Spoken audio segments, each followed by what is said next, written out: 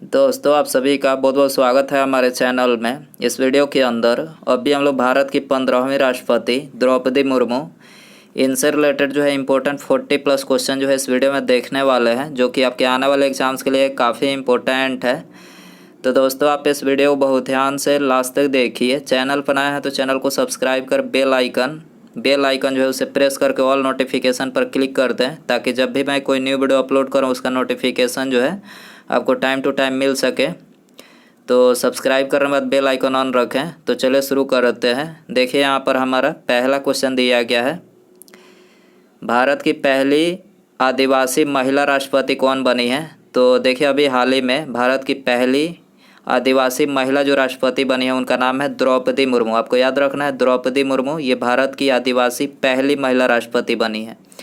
ठीक है। इसके अलावा भारत की पहली महिला राष्ट्रपति पूछा जाए तो महिला राष्ट्रपति आप सभी को पता होना चाहिए कि प्रतिभा देवी सिंह पाटिल। ठीक है, प्रतिभा देवी सिंह पाटिल ये भारत की पहली महिला राष्ट्रपति हैं। ठीक है। और द्रौपदी मुर्मू जो है आदिवासी पहली महिला राष्ट्रपति आदिवासी हैं। ठीक है, तो आंसर हो जाएगा ऑप्शन बी। क्वेश्चन नंबर 2 है, द्रौपदी मुर्मू किस जनजाति से संबंध रखती हैं। वेरी इंपॉर्टेंट क्वेश्चन है। द्रौपदी मुर्मू किस जनजाति से संबंध रखती हैं। तो ये संथाल जनजाति से संबंध रखती है। करेक्ट आंसर बी हो जाएगा। क्वेश्चन नंबर 3 है, द्रौपदी मुर्मू का संबंध किस पार्टी से है। द्रौपदी मुर्मू जो है ये किस पार्टी से हैं। तो ये भारतीय जनता पार्टी से हैं। करेक्ट आंसर ऑप्शन ए हो जाएगा। क्वेश्चन नंबर 4 है, द्रौपदी मुर्मू का जन्म कब हुआ था। तो देखिए, इनका जो जन्म हुआ था 20 जून 1958 को हुआ था। मयूरभंज उड़ीसा में हुआ था। ठीक है, तो करेक्ट आंसर बी हो जाएगा। क्वेश्चन नंबर 5 है, 2015 में द्रौपदी मुर्मू किस राज्य की पहली महिला राज्यपाल बनी। द्रौपदी मुर्मू जो है 2015 में किस राज्य की पहली महिला राज्यपाल बनी।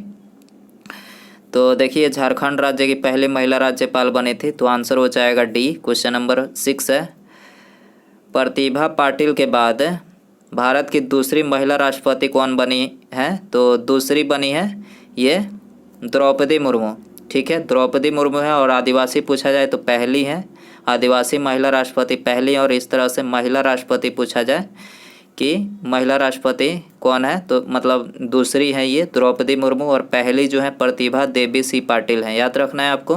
क्वेश्चन नंबर 7 है, संघ की कार्यपालिका शक्ति राष्ट्रपति में निहित होती है, यह किस अनुच्छेद में वर्णित है। तो संघ की कार्यपालिका शक्ति किस अनुच्छेद में निहित है।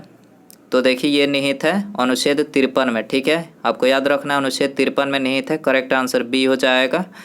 क्वेश्चन नंबर 8 है, निम्नलिखित में से कौन भारत के राष्ट्रपति के निर्वाचन हेतु निर्वाचक गण में सम्मिलित नहीं है।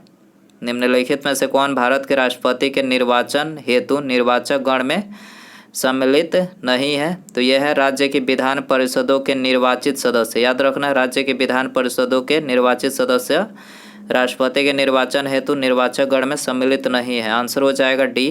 क्वेश्चन नंबर 9 है, राष्ट्रपति के उम्मीदवार के लिए क्या आवश्यक है। राष्ट्रपति के उम्मीदवार के लिए क्या आवश्यक है। तो यहाँ पर ये तीनों ही आवश्यक है। सबसे पहले उम्मीदवार की आयु 35 वर्ष होनी चाहिए, वह देश का नागरिक हो, वह लोकसभा का सदस्य निर्वाचित होने की योग्यता रखता हो। तो यहाँ पर ये तीनों ही योग्यता जो इसके अंदर होनी चाहिए।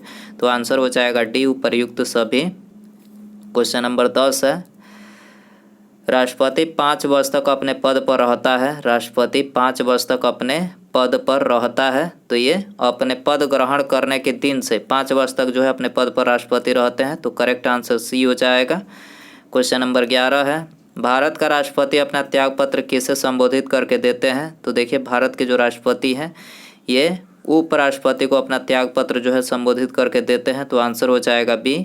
दोस्तों, वीडियो पसंद आ रहा है तो प्लीज़ वीडियो को लाइक करें, अपने दोस्तों में शेयर करें, और चैनल पर नया है तो चैनल को सब्सक्राइब करके बेल आइकन प्रेस करें। अगला क्वेश्चन देखते हैं, भारत के राष्ट्रपति को उसके पद से हटाया जा सकता है। भारत के राष्ट्रपति को उसके पद से हटाया जा सकता है किसके द्वारा। संसद के द्वारा हटाया जा सकता है। सी आंसर हो जाएगा। राष्ट्रपति को पद की शपथ कौन दिलाता है। राष्ट्रपति को पद की शपथ कौन दिलाता है। वेरी इंपॉर्टेंट, उच्च न्यायालय के मुख्य न्यायाधीश दिलाते हैं। करेक्ट आंसर सी हो जाएगा। भारत के राष्ट्रपति को महाभियोग द्वारा हटाने की प्रक्रिया किस अनुच्छेद में वर्णित है। तो महाभियोग के द्वारा भारत के राष्ट्रपति को हटाने की जो प्रक्रिया है किस अनुच्छेद में दिया गया? अनुच्छेद 61 में दिया गया। याद रखना है अनुच्छेद 61। आंसर हो जाएगा बी। भारत के राष्ट्रपति पर महाभियोग चलाने के लिए कम से कम कितने दिन पूर्व की सूचना आवश्यक है? भारत के राष्ट्रपति पर महाभियोग चलाने के लिए कम से कम कितने दिन पूर्व की सूचना आवश्यक है? तो ये 14 दिन पूर्व की सूचना आवश्यक है। आंसर हो जाएगा डी। क्वेश्चन नंबर 16 है, भारत के राष्ट्रपति के महाभियोग की प्रक्रिया कैसी है? भारत के राष्ट्रपति के महाभियोग की प्रक्रिया कैसी है? तो ये अर्ध न्यायिक प्रक्रिया है। ठीक है, करेक्ट आंसर ये हो जाएगा।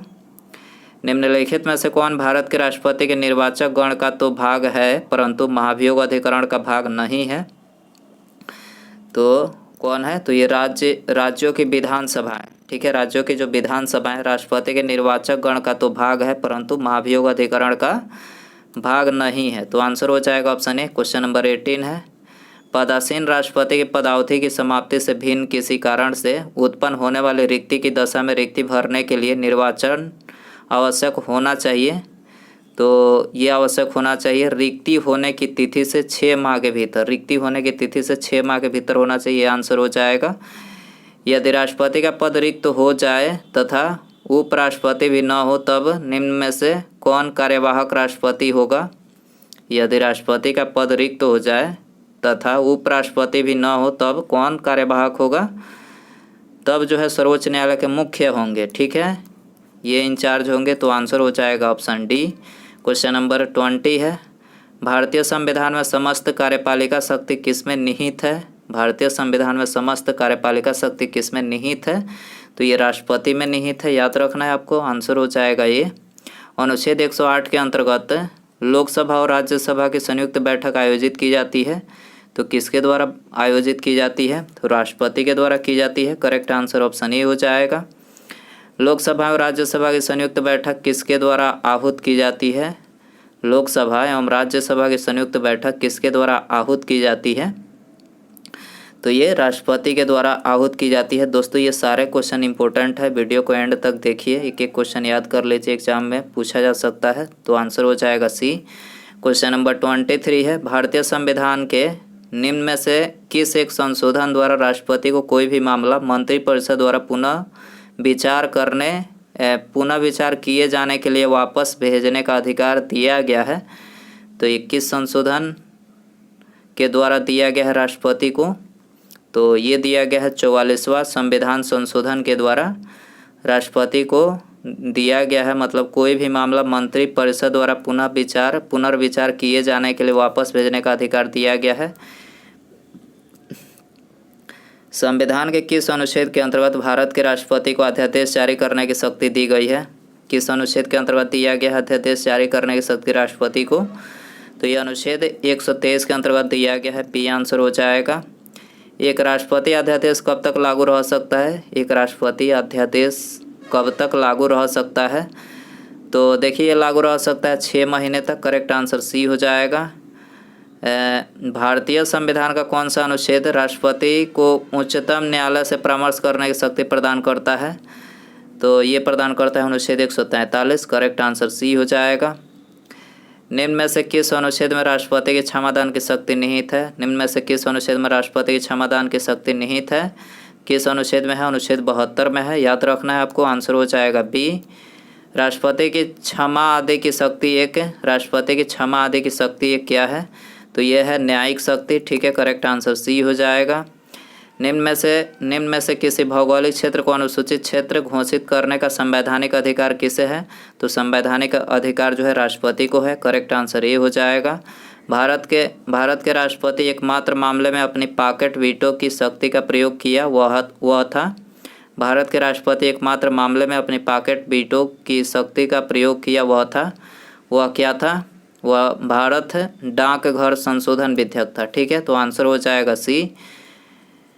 निम्न वीटो शक्ति में से कौन सा एक अमेरिकी राष्ट्रपति को प्राप्त है परंतु भारतीय राष्ट्रपति को नहीं है? तो इनमें से कौन सा वीटो जो है अमेरिकी राष्ट्रपति को प्राप्त है परंतु भारतीय राष्ट्रपति को नहीं प्राप्त है? तो कौन सा है? तो ये है विशेषित वीटो, क्वालिफाइड वीटो। याद रखना है। तो आंसर हो जाएगा ऑप्शन बी यहाँ पर।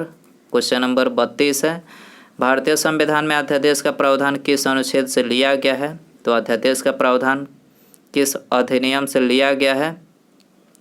तो ये लिया गया है भारतीय शासन अधिनियम 1935 से। ठीक है, करेक्ट आंसर बी हो जाएगा, 33 है। संविधान के किस अनुच्छेद के तहत राष्ट्रीय आपातकाल की उद्घोषणा राष्ट्रपति करता है? राष्ट्रीय आपातकाल की उद्घोषणा राष्ट्रपति किस अनुच्छेद के तहत करते हैं? तो ये करते हैं अनुच्छेद 352 के अंतर्गत। याद रखना, ये आंसर हो जाएगा। संविधान के किस अनुच्छेद के आधार पर राष्ट्रपति देश में वित्तीय आपात की घोषणा करते हैं? तो वित्तीय आपात की घोषणा राष्ट्रपति अनुच्छेद 360 के आधार पर करते हैं। तो आंसर हो जाएगा डी, क्वेश्चन नंबर 35 है। राष्ट्रपति के चुनाव में कौन भाग लेता है? राष्ट्रपति का जो चुनाव होता है उसमें कौन भाग लेता है? तो उसमें जो है ये संसद के दोनों सदनों के निर्वाचित सदस्य, संसद के दोनों सदनों के निर्वाचित जो सदस्य होते हैं राष्ट्रपति के चुनाव में भाग लेता है। ठीक है, तो आंसर हो जाएगा ऑप्शन ए, क्वेश्चन नंबर 36 है। निम्नलिखित में से कौन सा कथन गलत है? गलत कथन आपको इसमें बताना है। तो देखिए यहाँ पर पहला ही कथन जो है गलत दिया गया है। राष्ट्रपति के चुनाव में राज्य विधानसभा के निर्वाचित और मनोनीत सदस्य भाग लेते हैं, तो ये कथन गलत है। बाकी तीनों यहाँ पर देख लीजिएगा अपना। देखिए राष्ट्रपति व्याख्या यहाँ पर दिया गया है। राष्ट्रपति के चुनाव में राज्य विधानसभा के केवल निर्वाचित सदस्य भाग लेते हैं, मनोनीत सदस्य भाग नहीं लेते हैं। तो यहाँ पर का मनोनीत सदस्य भाग लेते हैं, तो यहाँ पर ये कथन गलत है। तो कैसे गलत है? क्योंकि मनोनीत सदस्य उसमें भाग नहीं लेते हैं। ठीक है, तो याद रखना है आपको। निम्न में से कौन सुमेलित नहीं है? निम्न में से कौन सुमेलित नहीं है? तो देखिए यहाँ पर ऑप्शन सी जो है सुमेलित नहीं है। अनुच्छेद 60 राष्ट्रपति के महाभियोग प्रक्रिया से नहीं है। अनुच्छेद 60 का संबंध किससे है? तो अनुच्छेद 60 का जो संबंध है राष्ट्रपति के शपथ ग्रहण से संबंधित है। याद रखना है, राष्ट्रपति के शपथ ग्रहण से संबंधित है अनुच्छेद 60। ठीक है, अगला क्वेश्चन देखते हैं। भारत का एक महान्यायवादी होगा, किस अनुच्छेद में लिखा है? भारत का एक महान्यायवादी होगा किस अनुच्छेद में है? तो ये अनुच्छेद 76 में है। याद रखना है, अनुच्छेद 76 में है। ठीक है, तो आंसर हो जाएगा बी, क्वेश्चन नंबर 39 है। राष्ट्रपति का पद किस तरीके से खाली हो सकता है? राष्ट्रपति का जो पद है किस तरीके से खाली हो सकता है? तो ये कार्यकाल समाप्त होने पर या फिर त्याग पत्र देने पर जो है ये पद जो है खाली हो सकता है। तो आंसर हो जाएगा केवल ए और बी यहाँ पर दोनों। राष्ट्रीय आपात की व्यवस्था किस अनुच्छेद में है? राष्ट्रीय आपात की व्यवस्था किस अनुच्छेद में है? तो ये है अनुच्छेद 352 में। ठीक है, बता ही चुके हैं कि अनुच्छेद 352 में राष्ट्रीय आपात की व्यवस्था है। भारतीय सशस्त्र सेनाओं का सर्वोच्च कमांडर कौन होता है? भारतीय सशस्त्र सेनाओं का सर्वोच्च कमांडर आप सभी को पता ही होगा कि भारत के राष्ट्रपति होते हैं। भारत का प्रथम नागरिक कौन होता है? राष्ट्रपति होते हैं, और ये तीनों सेनाओं का कमांडर होते हैं। ठीक है, डिफेंस मतलब तीनों सेनाओं का ये कमांडर होते हैं राष्ट्रपति, आपको याद रखना है। 42 है। राष्ट्रपति पर महाभियोग की प्रक्रिया किस देश के संविधान से ली गई है? राष्ट्रपति पर जो महाभियोग की प्रक्रिया लिया गया है कौन से देश के संविधान से लिया गया है? तो ये लिया गया है अमेरिका से। ठीक है, करेक्ट आंसर ये हो जाएगा। संविधान के किस अनुच्छेद में राष्ट्रपति पर महाभियोग की प्रक्रिया का उल्लेख है? संविधान के किस अनुच्छेद में राष्ट्रपति पर महाभियोग की प्रक्रिया का उल्लेख है?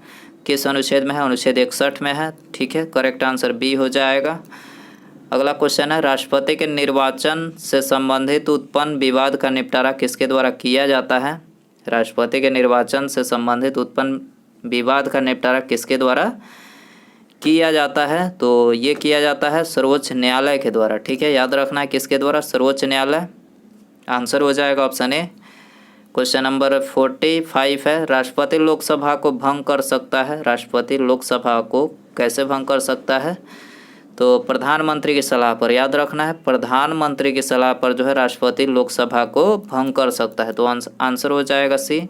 उसके बाद यहाँ पर हमारा अगला क्वेश्चन है, राष्ट्रपति राज्यपाल की नियुक्ति में किसकी सलाह लेता है? वेरी इंपॉर्टेंट क्वेश्चन है। राष्ट्रपति राज्यपाल की नियुक्ति में किसकी सलाह लेता है? दोस्तों ये आपके लिए होमवर्क क्वेश्चन रहेगा। ऑप्शन है आपके पास मुख्यमंत्री, उच्च न्यायालय के मुख्य न्यायाधीश, प्रधानमंत्री या फिर मुख्य न्यायाधीश। तो दोस्तों यदि आपको इसका आंसर पता हो तो कमेंट बॉक्स में ज़रूर बताएं, और वीडियो पसंद आए हो तो प्लीज़ वीडियो को लाइक कर दीजिएगा। ठीक है, और चैनल पर नया है तो चैनल को सब्सक्राइब कर लीजिए ठीक है। सब्सक्राइब करने के बाद जो बेल आइकन है, जो बेल आइकन एक घंटे का जो निशान होता है, सब्सक्राइब करने के बाद एक घंटे का निशान आता है, इस पर प्रेस जैसे कीजिएगा, उस पर ऑल नोटिफिकेशन लिख कर आएगा, उस पर क्लिक कर दीजिएगा। तो सारी वीडियो जो है मतलब मेरे द्वारा डाली गई जितने भी वीडियो हैं, मतलब आने वाली जो वीडियो है उसका नोटिफिकेशन जो है आपको टाइम मतलब मिल जाएगा। ठीक है। तो सब्सक्राइब करने के बाद बेल आइकन पर प्रेस करके ऑल नोटिफिकेशन पर क्लिक कर दीजिएगा। ठीक है। मिलते हैं अगले वीडियो में। नमस्कार, जय हिंद, जय भारत।